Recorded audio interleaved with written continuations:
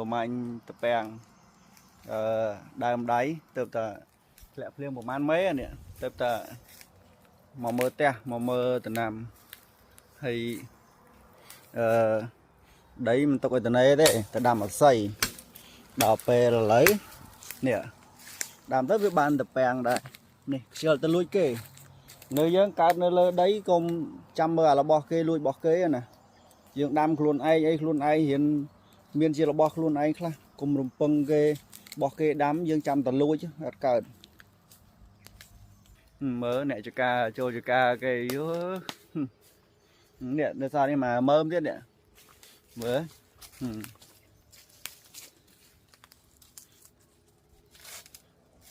ដីប្រឹងប្រពន្ធខំ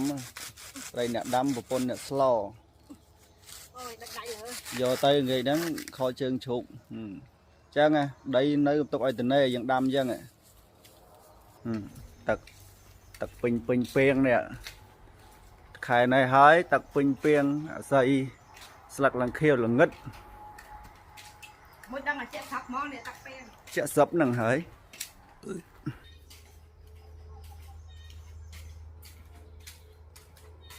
យោមានអ្នកនាំផ្លូវទៀតអានេះនៅអត់តាន់មានតពាំងឡើងឯអានេះតិចទៀត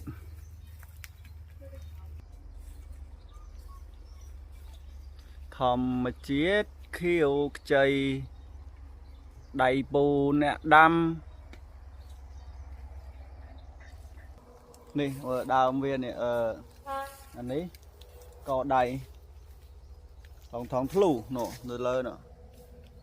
អាគុំនេះដាំមុនគេគុំនេះគុំទី1អានេះគុំទី2ពួកអានោះដាំក្រោយឯង